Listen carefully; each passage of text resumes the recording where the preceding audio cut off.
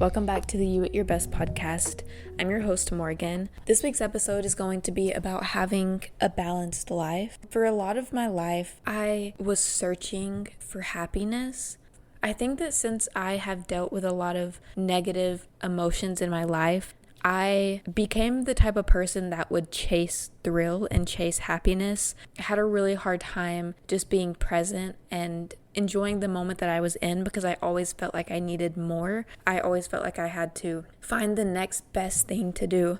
And I am a type of person that needs a lot of thrill and excitement in my life, or I will become more depressed and sad. I think that's very common for a lot of people. A lot of us really struggle with being present and enjoying the moment that we're in because we're so focused on how that moment could be better. And because I struggled so much with that and feeling like I always needed to seek thrill and good emotions, I started gaining a lot of very unhealthy habits. Would binge eat all the time because it brought those good emotions and it helped me whenever I had those really intense emotions that were really hard to deal with. And it always felt like, in a way, I feel things deeper than most people. And I feel like I've always been a person that whenever I feel an emotion, it's so strong that it either, whenever it's a negative emotion, becomes something that I try to avoid because it's so strong that it feels like I can't get away from it. Or whenever it's a positive emotion, I chase it because I want to keep that emotion forever because it's so strong. I never felt satisfied with my life. I always struggled to be present in even good moments, even moments that I would daydream about and be so excited for. Whenever it actually happened, I would be really disappointed because it felt like it wasn't good enough. I used to daydream all the time about going shopping. I love shopping, and I would get so excited for it in my head. And then whenever I would actually go shopping, I hated it. I was so overstimulated, so overwhelmed, and angry the whole time. And I would be so disappointed because I was so excited for it. And then all of a sudden, it wasn't good anymore. Same with even after my baby was born. I had such high expectations, having this perfect, happy life as a family of 3. And I was so excited to finally be a mom and to experience something that I dreamed of ever since I was a kid. But after becoming a mom, I realized that it's not as thrilling and exciting, as fun as I always thought it was. I feel like in movies, all we see is the good parts. We don't ever see the bland, boring parts of life. So for a long time, I genuinely believed that my life just sucked and everyone else had it better than me. Everyone else had more fulfilling lives. And a part of that was true because I was isolating myself from people. I deal with a lot of social anxiety, and I started to become so burnt out from trying so hard to be like everyone else that I just couldn't bring myself to be around people anymore. So I started isolating myself, which caused me to be lonely, which in return made me feel like my life was shit. And as someone who craves thrill and who doesn't really spend a lot of time with people or doing fun things, that was really hard, and my life was so depressing because of that. And I still crave thrill. I don't know if there will ever be a time where I don't. I think that's human nature. We always want the next big thing, the next best thing. We always want to keep up with people, especially now with social media. Everything always looks perfect online. And even something as simple as someone making a video of their day at home, a day in my life as a stay-at-home mom. It's like, why are they having a good day and having fun as a stay-at-home mom, but I'm not? I'm miserable. But truth is, life is never actually how it looks online. And I know that's common sense. So many people say that social media is a highlight reel, but it's true. Because of social media, that need for thrill for me, and I'm sure so many other people, has increased so much. And it's almost as if we feel FOMO from seeing other people have thrilling and exciting lives. And I wanted to share that, not because that's what this episode is about, but because that's something that I have struggled with for a lot of my life. And it took me a really long time to understand what it means to have a fulfilling life. It felt like no matter what, nothing was good enough, nothing was fulfilling enough. And I've realized as I've grown and matured and healed what I actually need to be able to have that thrill that I always wanted. I don't need to chase thrill. I need to be present in every aspect of my life. That's what I was missing. I was so in my head all the time that I couldn't enjoy even the good moments. No wonder I was so miserable all the time. It wasn't because I didn't have the most thrilling, perfect life. It was because even whenever things were fun and I got to do the things that I was so excited to do, I wasn't ever present, so it just felt like there was no point in doing it. And it honestly became really depressing. It kind of became, for me, this thing that made me just not want to try in life, because it felt like, what's the point in trying if even the things that I'm excited for don't feel good? But I've realized that having a balanced life, that's the key. Being present and noticing and experiencing things without thinking. Balancing feelings, reflection, fun, relaxation, having healthy habits. It's not about doing one thing or the other. It's about balancing it all to create one fulfilling life. So having a balanced life means having all of those things that bring together all of who we are. Not necessarily just the things that make us happy, but everything. Feeling all of our emotions, happiness, sadness, anger, frustration, reflecting on those emotions, having times where we look deep into ourselves through understanding and processing emotions and traumas and past that we still haven't healed from or we still don't fully understand. Having times of relaxation where you do self-care or watch your favorite shows or eat foods and snacks that bring you happiness, like binge eating sometimes, just rest in general. Having exciting times like going to fairs or concerts or vacations or running, doing workouts, blasting music in the car, roller coasters, dancing, rock climbing, sports, swimming, painting, escape rooms. There's a million different things that could bring us thrill. And throughout all of those things, being as present as we possibly can. As humans, there's no way that we're going to be able to fully be present. We have emotions, we have thoughts, and it's very easy for us to get stuck in our head. But making a conscious effort to be present as much as you're able to, that is so important whenever it comes to having a balanced life. Because the things that we experience in life, sometimes we don't want to experience them. Like how I was talking about before, how I find myself not wanting to feel those negative emotions, so I will try to escape them. But instead of trying to escape them, truly feeling them, even if that means you need to turn on a sad movie or sad music or something to get you to feel your emotions. Crying is so healing for us. And a lot of us try to avoid it because we're so scared that if we let it happen, if we let ourselves feel those negative emotions, they will never go away. They'll take over. We'll always be sad. But actually the opposite is true.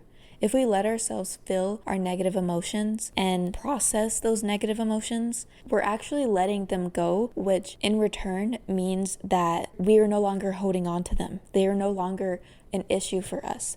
And I have experienced that personally ever since I started letting myself feel my emotions. And most of the time I feel my negative emotions through turning on music and listening to lyrics and relating to things, really feeling how the artist feels, even if I don't personally relate to it, still feeling those emotions, because I have so many negative emotions that I pushed down throughout so much of my life, to the point to where I don't really know how to feel those emotions. I don't know how to experience and express them. I don't even know where to start. So a great way to start is listening to music and really paying attention to lyrics. I recently have been loving Taylor Swift because her lyrics are so relatable. And I used to never understand why people liked Taylor Swift so much. Genuinely, I tried to listen to her music, but I just didn't get it. But it was because I wasn't feeling. I wasn't letting myself feel. And now it's like almost addictive to feel those negative emotions. And I have to be careful with that too, because a part of being balanced and having a balanced life means feeling things as they are and letting them go whenever it's time for them to go.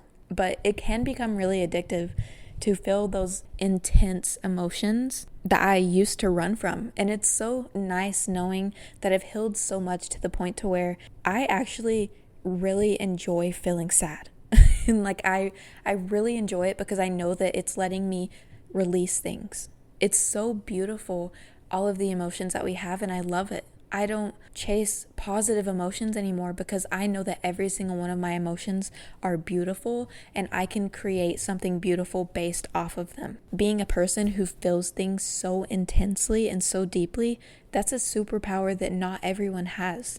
So having a balanced life means letting yourself feel those emotions, happiness, sadness, anger, in the moment that you're feeling them, but also making sure that you don't hold on to them. Because if we hold on to them or try to chase them, we're no longer present, and that's us trying to find something that's not here. Whatever is happening in the current moment, that's what you focus on. If you're feeling really sad and really upset, really angry, and you need to cry and you need to let it out, doing that. If you're feeling really happy, being so present in the fact that you're happy that you just sit there and feel it. I have this problem where whenever I feel happy, I try to bring it back. Every single time I feel happy, I am sitting there dreading it because I know that it's going to go away. But instead of dreading it and waiting for it to go away and then after it goes away trying to chase it, feel it while it's there. If you feel intense happiness, just sit there in it. And I know it's so much easier said than done, but it takes time and healing and letting yourself feel your negative emotions and process things through journaling and understanding yourself better and understanding your triggers, understanding why you act in certain ways that you do. And the more you do that, the more work you put into understanding yourself, the easier it is to be present with your happiness because you don't have a million things going on in your head. And like journaling and brain dumping, that's like the most healing thing that you can do for yourself. Our brains are constantly going, especially if you're an overthinker like I am. If you're not writing and journaling multiple times a week, at least, that's going to stay in your head and it's not going to be fun. You're not going to be able to be present in the good times because everything is there at once. It's all in your head and there's no way that you can notice the small things that make you happy. So journaling about everything, brain dumping. If you're able to, at the end of every single night, brain dump, or the beginning of every single day, whichever one works best for you. And even if you don't know what to write about, literally write, I have no idea what to write about. I'm just journaling because I feel intense emotions. And then the creativity will just start flowing. It just becomes this magical thing. And balancing life means having times where you feel those emotions and you also reflect on them, but then also having times where you're just having fun and doing what you want without thinking about anything else, without overthinking how there's something that you need to grow on. I have this issue where whenever something is fun, I struggle to enjoy it because I am so focused on everything else that's going on in my head. And I'm constantly thinking about things that I need to change about myself. As humans, we're always growing and we always have something else that we could change. And I struggle to enjoy moments or be myself around people because I feel like I'm not good enough unless I'm perfect. I struggle with perfectionism and overthinking because I feel like I'm not good enough. But a huge part of having a balanced life is to have that time where you're brain dumping and grow yourself and going to therapy and all of that stuff. But then also having times where that's not present at all and you're just having fun and enjoying life and being who you are right now. Don't let the thought that something that you're doing could possibly be a trauma response and not be authentic to you make you hold yourself back from just having fun. And I talked about this in last week's episode. Being authentic means being who you are right now and doing what you think is right now. If you're hanging out with people and you want to be funny and crack jokes, but you're worried that in the future you may think like that was a really crappy joke to say, it's okay, just say the joke. And most people don't give a fuck. Like most people will think it's funny. And if you're being authentic and being present, your joke is probably not going to be bad. The only time that we have really bad jokes that are actually like really hurtful to people is whenever we're overthinking and scared, and sometimes we're trying to say the right thing but then the wrong thing comes out. Whenever you're truly present and just enjoying the moments that you're in, you don't have to worry about doing the wrong thing, because whenever you're truly present and truly being yourself, you're probably not going to mess up. And in the chance that you do, you can fix it. So go out and have fun. And whenever you're having fun, try not to think about the things that you're currently working on. If you're in therapy and you're overcoming some really intense trauma that you've been through, I know it can be really hard and it can be a downer sometimes, and sometimes it can feel like the emotions that we feel and the emotions that come up with everything are so intense that it's hard to not think about them, and they're just always there. And if they're coming up, you can't stop them from coming up, but even then, just be present. Don't overthink it. Don't let your feelings and emotions become intense negative thoughts. Just exist exactly how you are. If you're feeling a little bit sad, that's okay. You can be present in it, but don't let your brain overthink and make it take over and make you feel 10 times worse.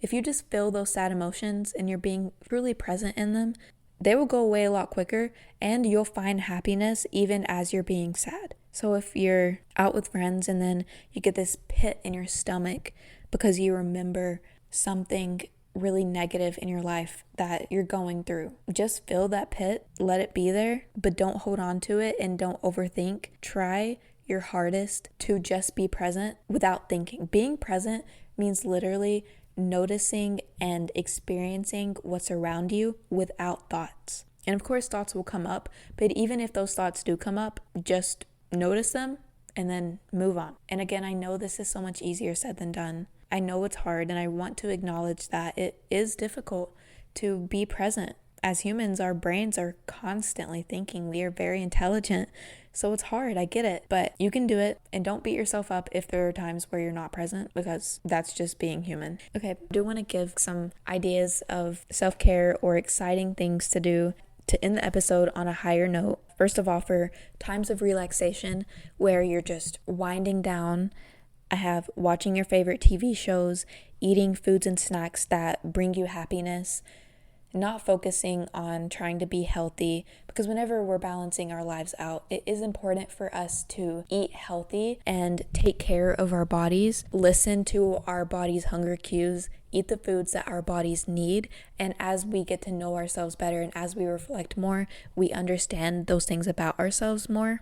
It's so important to do that most of the time, but during times of relaxation, it's okay to binge eat sometimes.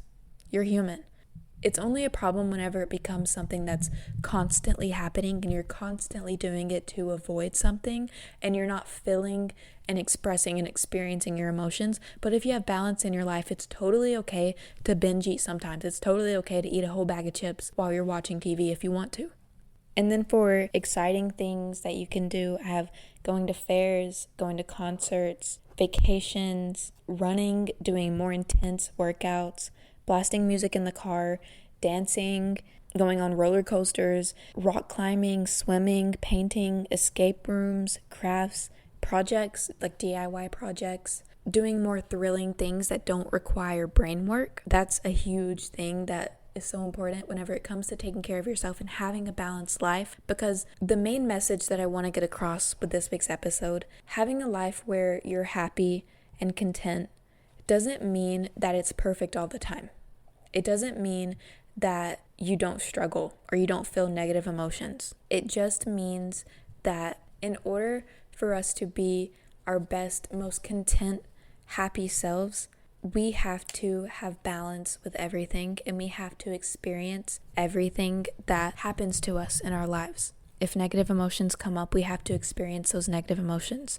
If positive emotions come up, we have to be present in those positive emotions. Being outgoing sometimes, and other times being laid back and quieter.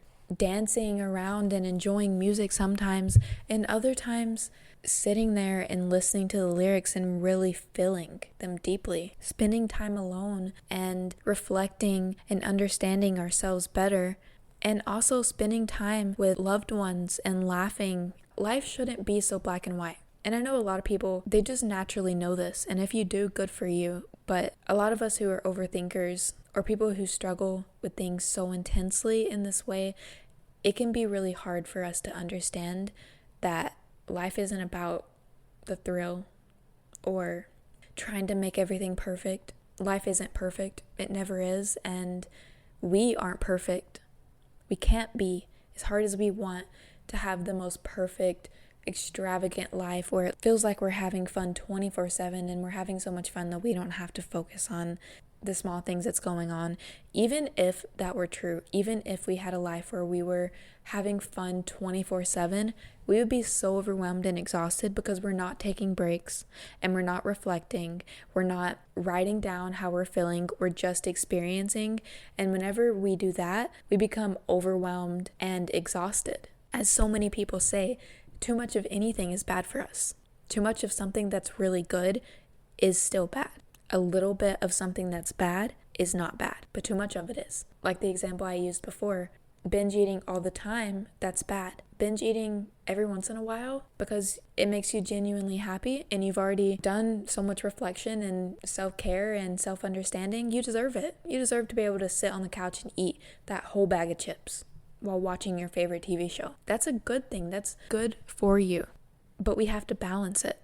It can't be all or nothing. If we try to restrict ourselves from things that bring us joy and are our coping mechanisms, we will eventually be so deprived of that thing that we genuinely enjoy that we will just start doing it way too much. If we start depriving ourselves of food and we become so hungry because we're starving ourselves, we will eventually start overeating and binge eating to the extreme because we deprived ourselves of it so much. Having balance means letting yourself do things and enjoy things, but making sure that it's not all the time, and really catching yourself if you start to do something that isn't so great for you, that is negatively impacting your mental health or negatively impacting your body. It's important with having a balanced life that we are honest with ourselves and honest with if something is a problem. If you're in a relationship that is really bad for you, you have to be honest with yourself about that.